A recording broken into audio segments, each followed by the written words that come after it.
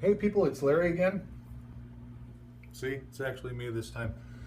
Hey, there's a question that keeps popping up, and it has to do with making these towers compatible with Netpots.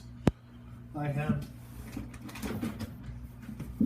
well, yeah, I have 2-inch Netpots and 3-inch Netpots, and the reason they're in a box like this is because,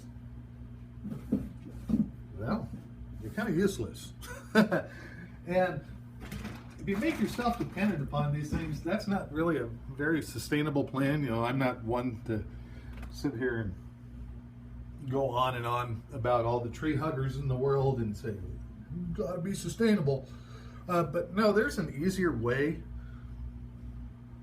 of planting these towers without the need for a net pot. Now, you saw in a previous video where I made these out of the foam that's in there. It's just a 1.5 by 1.5, and it's about a 1-inch thick cube of the foam.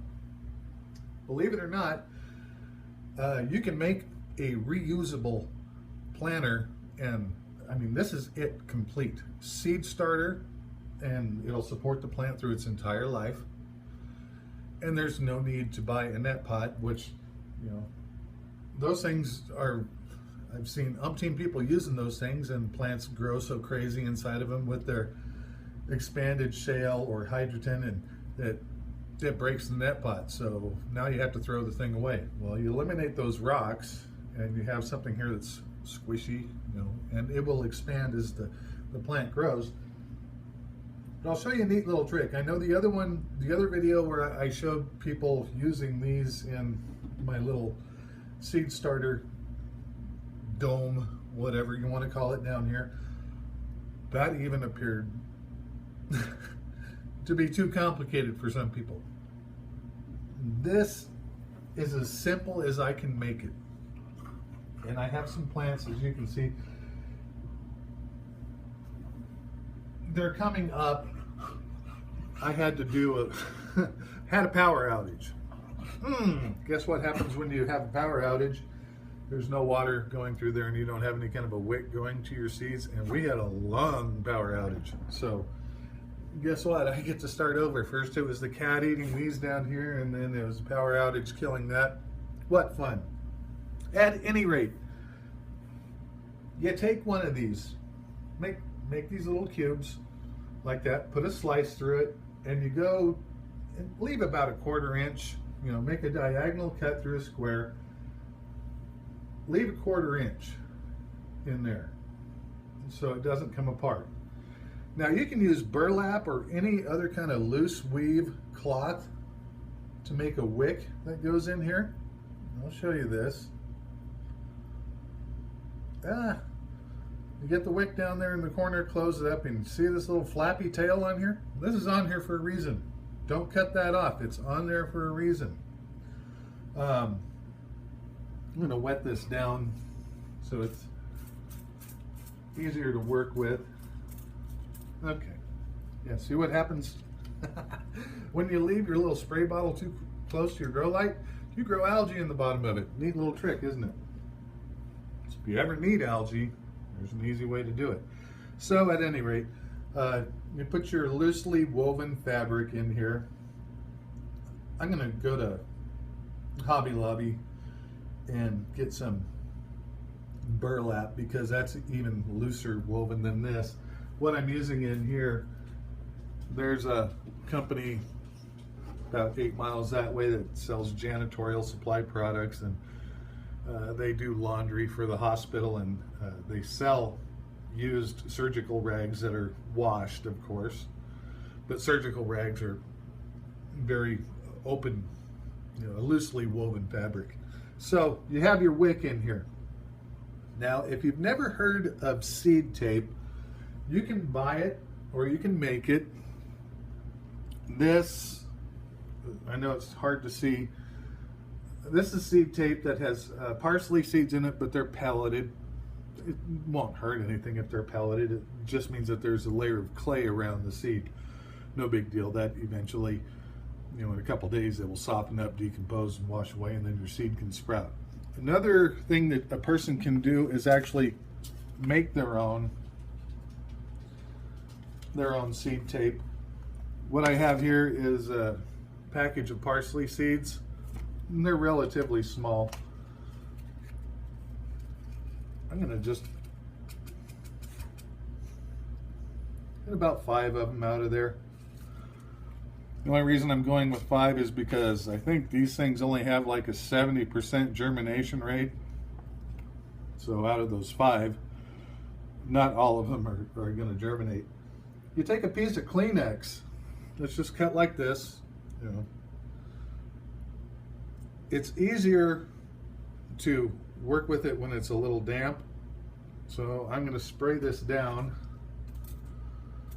just lightly, just enough so that it's sticky. And I'm going to take my seeds and put them in here, right along that center crease. Put them in there. Hello. I'm really doing this blind. I don't know what the camera can see because I'm using my iPad and the screen is on the other side. I'd use the front-facing camera, but it doesn't have as high a resolution as the rear camera.